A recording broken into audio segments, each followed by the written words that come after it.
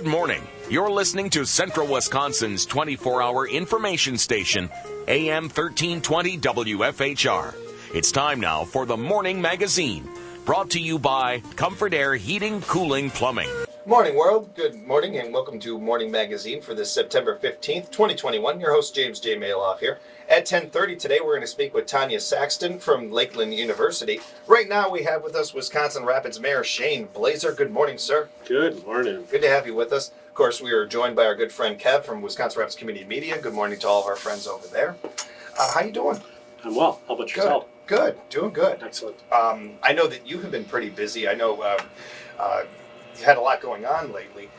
When we dive into these things, I want everybody to kind of take that into consideration, because I don't know if we do that enough with you, and people in your position too, where how busy you guys are. Because it's one thing, I look at the list, like some of the things that you've been up to and all that, and then I think about it, I'm like, well, you know, that would be tough for me, just being a single guy with kids that are in their early 20s and everything. Your kids are young, you know, you've got a family, you have a life and all these things, and you're trying to balance all of that. I don't think we take that into consideration enough. So as we're getting into some of this stuff, you know, hopefully that's going well for you. I appreciate it. Yeah, you know, I've never checked back, and nor do I care to be, you know, compare myself, but I don't know when the last time there was a mayor in office that had kids at home. Yeah, so, yeah, it's a good, you know, good point.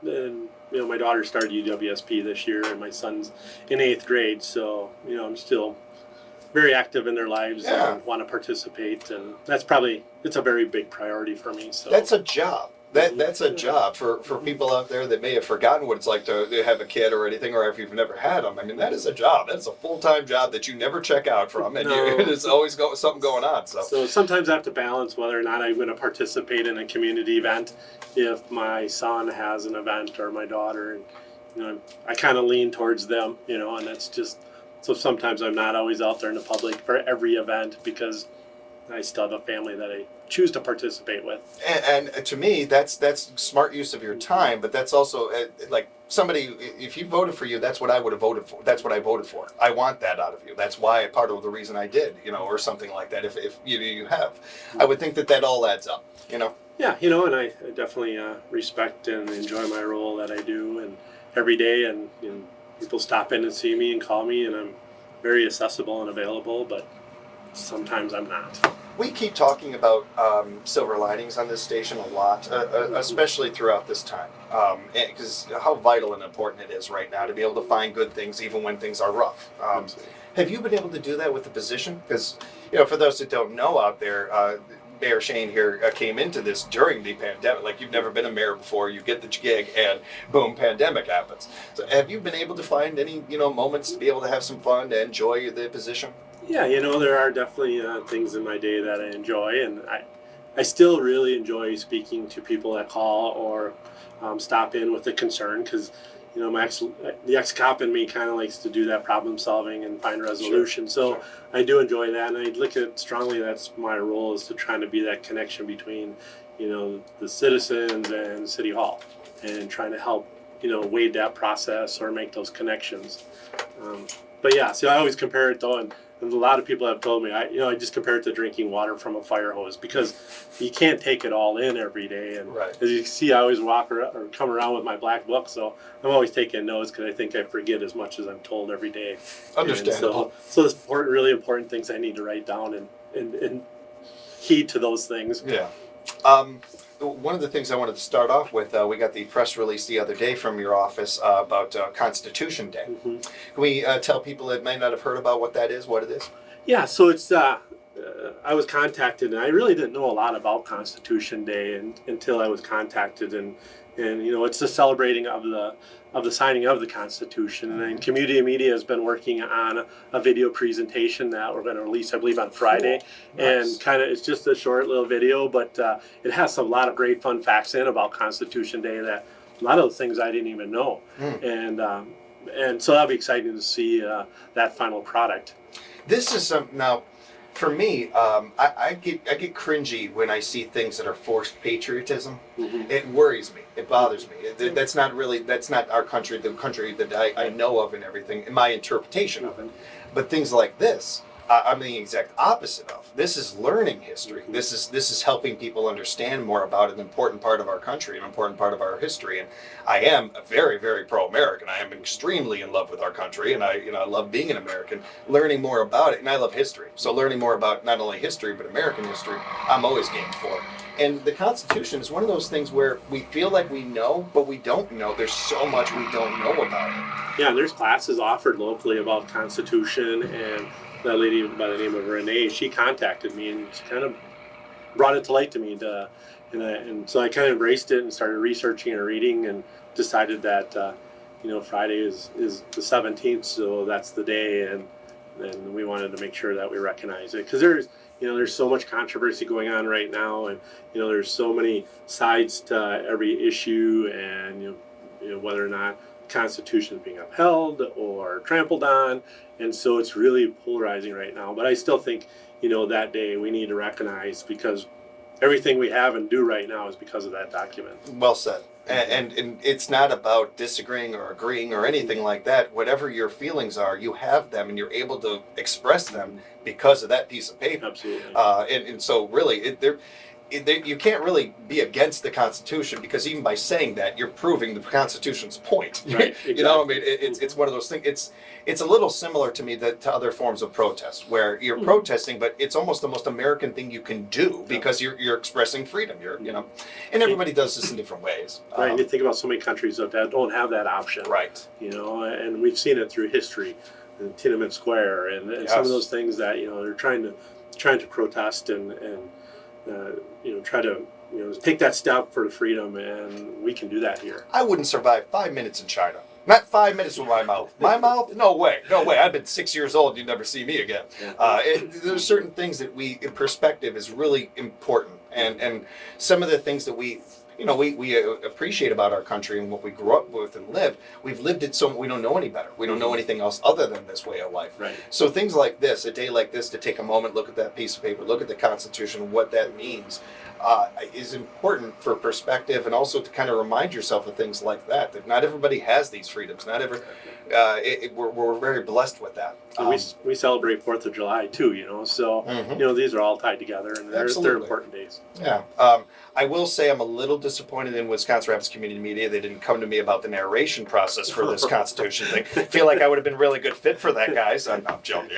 I'm really looking forward to seeing that, though. That is going to be really. They do nothing but good work over there. Yep. So I'm looking forward to seeing the final product also.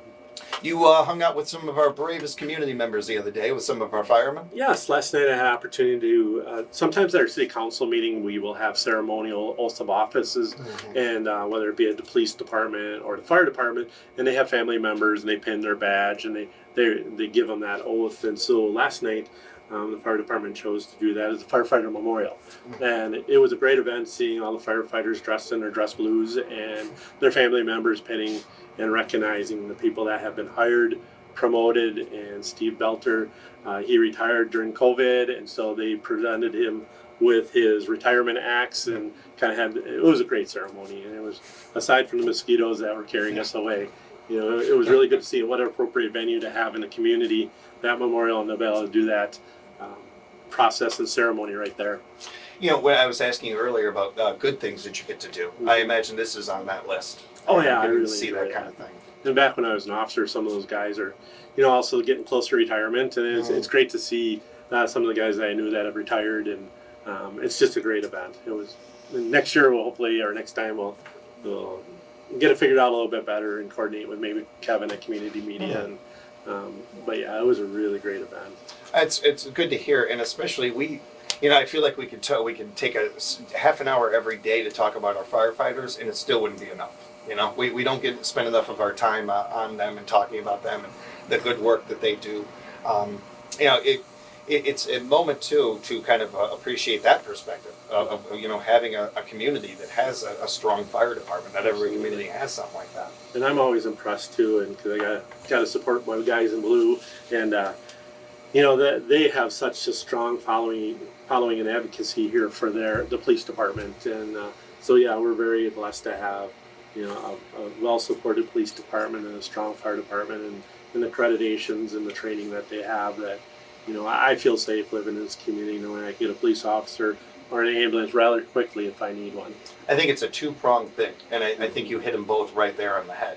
The community supports it. The community supports it because these people are trained right. They're good at their job. You don't hear horror stories like you do in other areas. No, with you ours. don't. No. And you see accountability from our sheriff's department to our police departments, local ones, whether it's Rapids here or Marshfield or any of the other ones. There's accountability. There's people doing the right job. I mean, all this deserves credit. The community, those people doing their job, doing a job that not a lot of people will do. Yeah. And that's an important part too. Yeah, we have a great partnership, even with the sheriff's department. And, I'll absolutely got to throw in our street department Yes. and our construction groups and, all those guys that make sure our city is maintained, and they take pride in that. And we're fortunate to have that here. I'm glad you brought up the construction thing. I wanted to know how that's going. And I wanted to ask in the middle of the conversation so that hopefully we could have something fun to talk about afterwards. But. Yes. Construction season is going on, so 18th Avenue is kind of the priority again right now, and those guys are headed over there and they're working on that. We probably won't get done with 18th Avenue this year just because they're pulled off, but that's okay. They're very adaptive, and they'll start when the weather's available to pick up on that again. And there's still some other fall projects that need to be completed. There's the recreation complex. We need to tie in the sewer and the water lines there on the public side, and there's a big pond dredging project going to happen this fall, early winter, and there's also some potentially a wall rebuild and some landscaping kind of behind the state office building to hopefully raise that for flooding. So there's a project there, and so there's still quite a bit of work to do, but we kind of get to that time of the season where you want to kind of question how late do you want to try to pour concrete and those type of things. So especially in Wisconsin, where Mother Nature's just waiting for you basically to expect. You walk outside in shorts, she's going to hit you with cold weather. Absolutely. An opposite. Especially, we're getting to that time of the year where, like we talked, there's going to be a warm weekend, but who knows what snow's around the corner. I mean, this weekend it could be warm. Next weekend we could have snow. I mean, would any of us be shocked by that? Not at all. I was on the city's website, wirapids.org. It's a fantastic website. I encourage people to check it out for a number of reasons. One of the things I came across that looked newer to me was the transportation utility. And there's a nice thing on there about that. You click on this link, and it sends you to special assets and alternatives. And can we talk about what this is and why I think our audience out there, if you haven't already checked this out, you should go to wirapids.org and check this out. Yeah, I think it's a very important topic, and it's been kind of talked about for maybe well over a year now. But Emily, in my left and right arm in my office, she keeps that updated very well.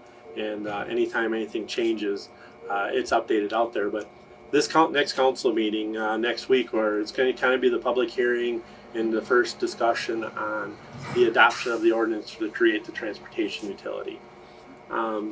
So every project in town, residential for street projects, we're especially assessed, and it can be anywhere from $7,000 to $15,000, depends on your frontage. And so this utility is looking at eliminating those special assessments and going to a monthly fee.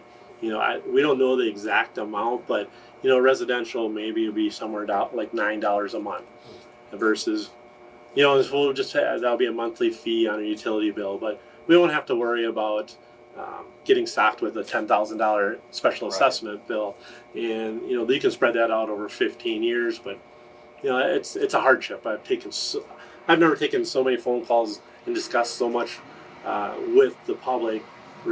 But other than this transportation utility, and it's a very near and dear topic to everybody because of the expense and the hardship it costs. And so this Tuesday is going to be the big first meeting on that. And it's a newer concept in the state.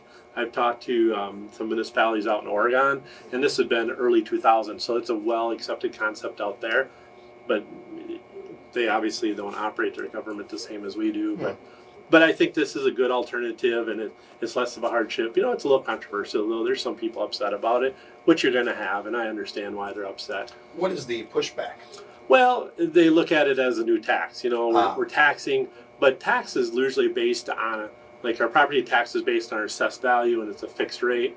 Well, this is based on engineering numbers of trips, and it's a complicated model. Mm-hmm. That's a whole show in itself. And but I think it represents the users of the roadway system are charged based on that, or the fees figured out very similar to that. And so that will help fund. We will eliminate having to borrow $1.5 million a year. We will also hopefully start a mill and overlay program for about 400 and some thousand, where if the infrastructure is good, but the road is really rough ride, well, we can mill and overlay that road, and that road should last until the infrastructure needs to be replaced. And then get rid of the special assessments. Yeah, that latter part, and the not having to borrow, $1 million or whatever, that stands out to me a lot in this. Yeah, especially when we have to borrow money. It's there's interest costs, there's the process or the cost to borrow the money itself, and so the goal is anytime we borrow, it can be put on the levy, and so by not borrowing, hopefully it'll come off the levy, and over time, hopefully our mill rate for our taxes will go down also. And I mean, so much of what we do as in society is setting things up and getting things right so that when the next generation comes around, they're not paying for our mistakes. And things like this where we're not borrowing that $1 million or whatever, that's one less thing that generation has to worry about. They can put the focus on other things. Yeah, it's struggle when you think that we borrow at least $1.5 million to $2 million a year just to do what really hopefully would have been covered in the budget. But with but how the system was set up, and this is decades old, and this has been around forever, and it's time to try to do something different. That alone, whatever comes of this, I respect that and I appreciate that very much. I wish, especially in local governments, we could see a little bit more of this. I hate to use the term outside the box thinking, but we all know what that phrase means at least. But really things like that, because you hit it on the head. There's so many things we've been doing, that we were doing these in the 20s and in the teens, in the early 1900s and stuff. I mean, you got to adapt. Times change. Everything has changed since 1910 to now. And I don't know if there's one thing that's the same that it was then that it is now. I mean, some of these laws, they've really got to be updated. Yeah, you could have a house valued at $60,000, $70,000 and all of a sudden get a $10,000 bill for a street in front of your house that, that's really kind of being used by anybody and everybody. And, that's a big percentage of the value of your home. And that's a serious hardship for a lot of people, especially now, with everything going on. It even highlights more of that hardship for these people. That's what I was going to say. So again, go to wirapids.org and check it out. There's right to the side of the page, transportation utility. You click on that link, and that will have all the information that you're going to need for this meeting. When is the meeting again? Next Tuesday at the City Council meeting, and you can catch it online, Facebook Live. You can come and watch or participate if you have some input. And this is one that feels like it virtually affects every community member. Every tax-paying community member for certain. It's every property owner. Every property owner. Every single property owner. I mean, every one of you that's out there that's listening, you want to be invested in this. You want to be engaged in this, find out what you need to know. Is there anything in any detail that you think people should come into this, make sure to look into this, certainly the website, checking out that link. Yeah, there's definitely a core group of people that have been following this for a long time, and they're going to be active in it. But if you don't know, I agree with you. If you check the website, that'll give you a good basis. I have to ask this question because I think we know the answer, but I have to ask still. Is there any news on the mill? No news on the mill. So Okay. the only thing that happened with the mill was last Monday night at our Plan Commission meeting. So over time, the boundary lines or the lot lines within the mill property have been built over. So lot lines going through middle of the building. So Verso has recently hired a surveyor to correct them. So a lot line now might skim the edge of a building instead of going through a building.